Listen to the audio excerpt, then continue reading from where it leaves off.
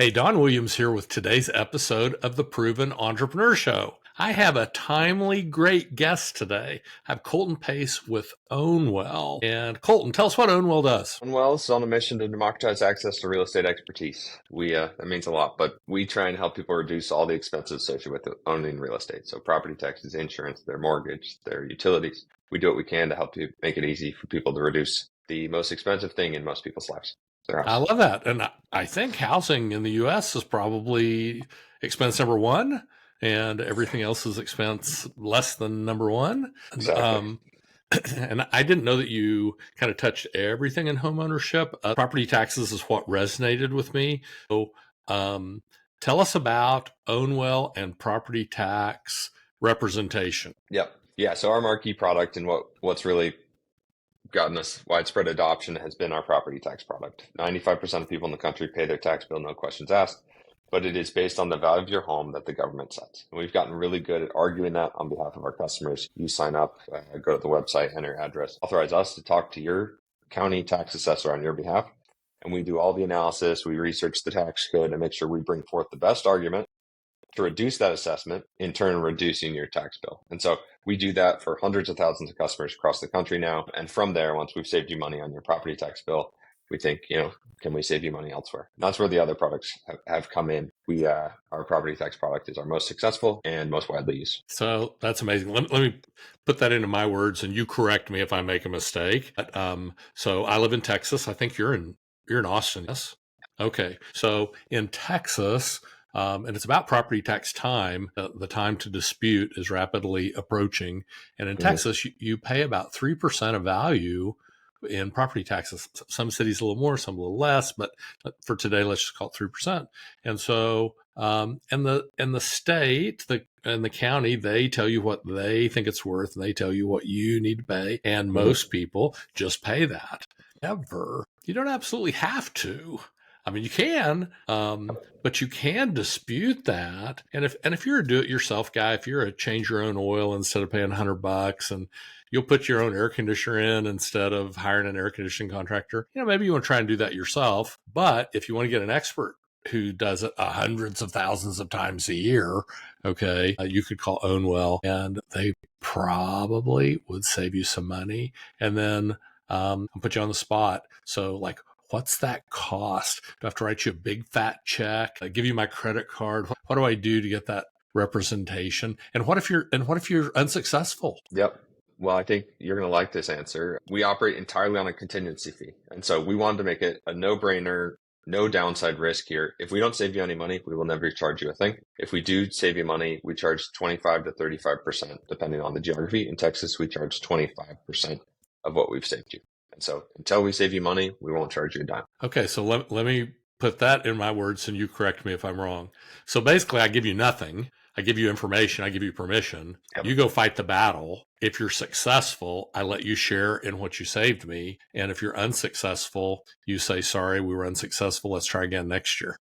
Yep, exactly right. The more you save, the more we make. So we're completely aligned. What a deal. Love that. Okay. So now I'm going to take you back all the way to young Colton. So you're like 5 years old. Think back that far? Okay. Yeah. And so in your household, and everybody lived in a different, some with their parents, some with their grandparents, some with the neighbor, whatever. But in your household, was there an adult who was an entrepreneur? No, not really.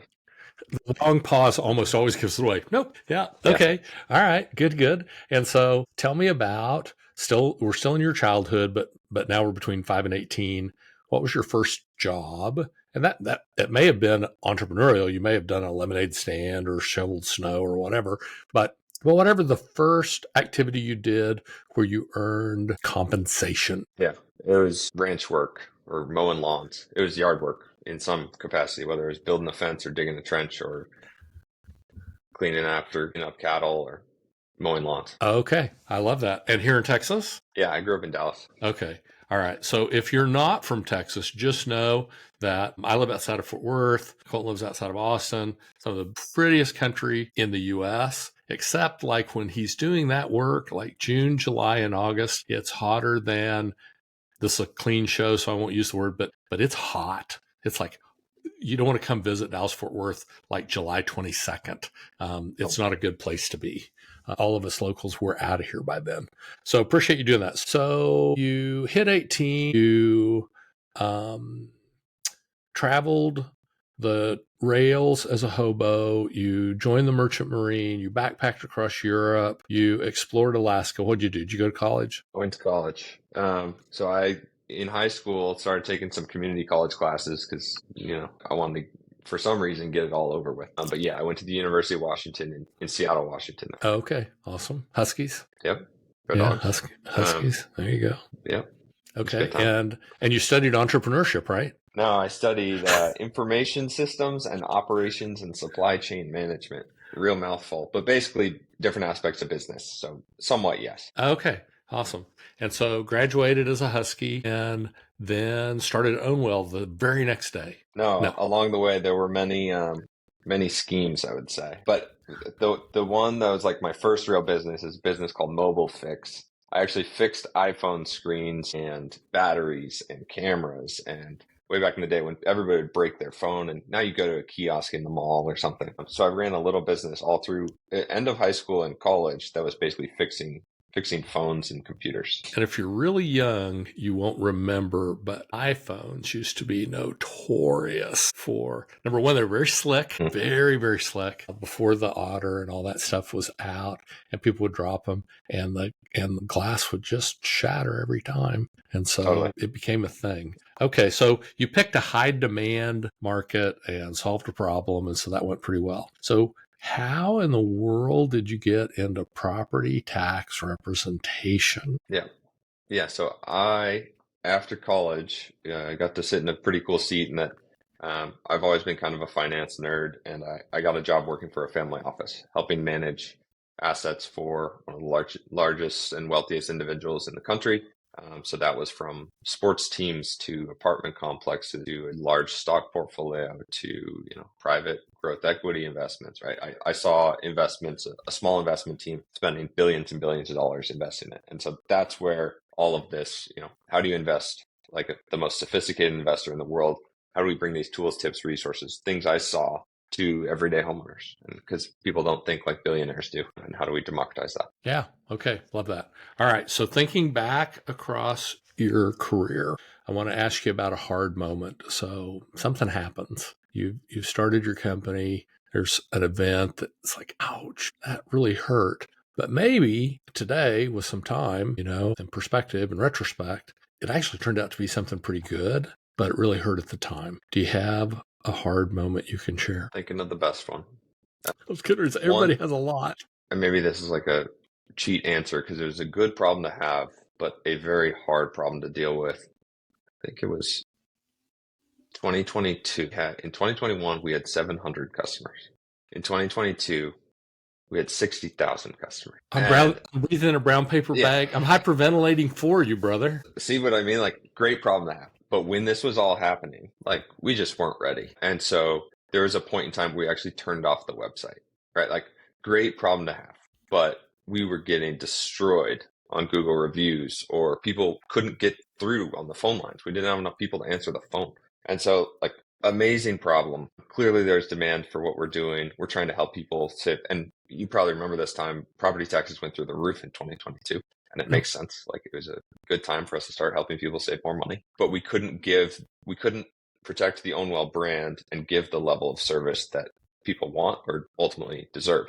And so really hard time working really late hours, trying to hire great, smart people as fast as we could. And it sucked to see, that there were people who were on hold for an hour right? Like, hard problems, wanting to help more people, but we didn't have the infrastructure to do it. And so looking back on that now, like, that's a fun memory of being like, shut it down, too much demand. But it was a very hard time. We weren't sleeping. Yeah, I'm sure. Well, and here's what the public and even a lot of entrepreneurs don't realize is that growth probably kills more companies than not doing enough business because they're not prepared. And growth in sales doesn't necessarily mean growth in profit. If you're doing $1 million and losing money, doing 10 doesn't necessarily mean you'll make more money. You may lose 10 times as much. It just all depends. So I applaud you on the courage to shut it down. That's like a big, bold, scary move. If we shut it down and turn it back on sometime, is it going to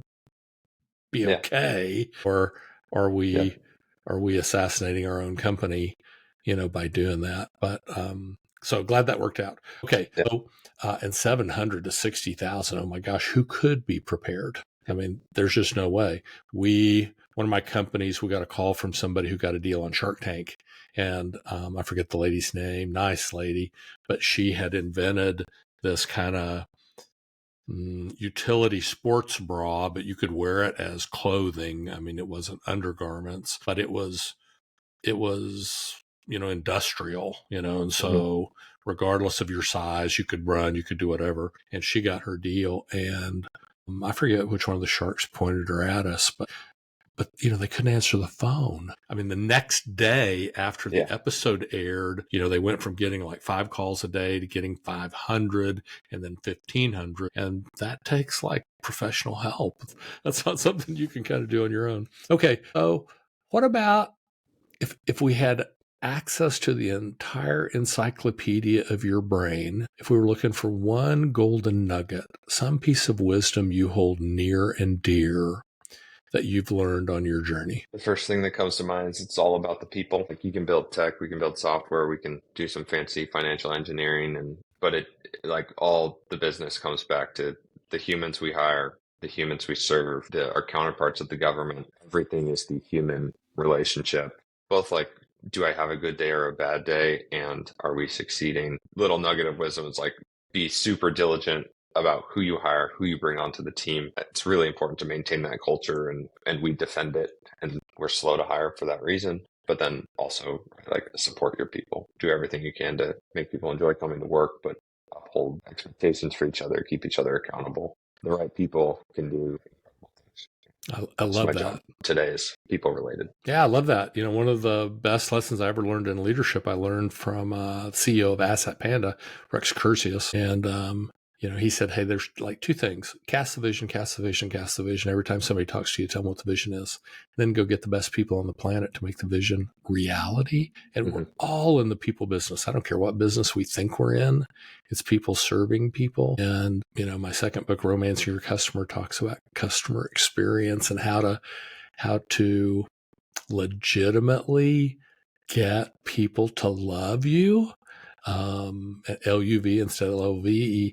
But that's how you're really doing your culture right, when they'll fight and defend you, just like your family. And that's Yep. not only true of your customers, but your staff, your contractors, your vendors. And it's okay, people, take it home to treat your spouse and your kids with that same thing. It'll pay off. I'm telling you. I agree. Okay, so now I'm going to put you in a time machine. I'm going to send you back to 20-year-old Colton. You remember 20-year-old Colton up in Washington, Mm-hmm. going to class, not going to class, doing whatever Colton's doing. And you go back and you got like 60 seconds to share one piece of wisdom, something you know now that 20-year-old Colton didn't know he wanted to know, but in retrospect, it'd be like, oh man, that would have been a good one to know. So into the time machine you go back. Let me introduce you, Colton. Here's Colton. What do you say? How many minutes do I have? You go, buddy. If it's like a one-liner, it's probably take more risk.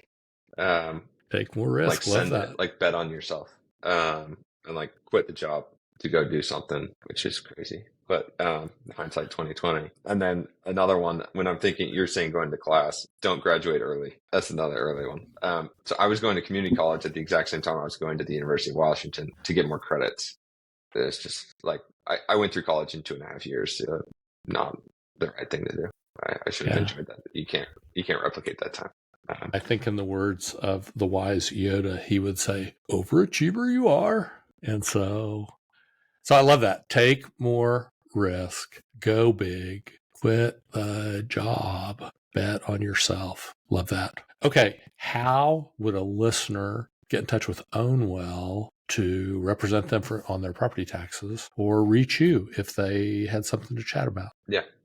Easiest way to get in touch with OwnWell is the website, ownwell.com. We make it simple. You can sign up in 3 minutes. And again, we're trying to do our best to make sure we can get in touch with anybody who gives us a call or sends us an email. But again, like we tried to make all the information, and we are a tech company first, trying to make all the information super accessible for people to answer all their questions. And we streamline the process. So make it simple and easy and try and educate as well. If you want to get in touch with me, LinkedIn is my social media of choice. I'm not that active on others. So that's the place to hit. Okay. And the website is OWN as in Nancy, WELL.com.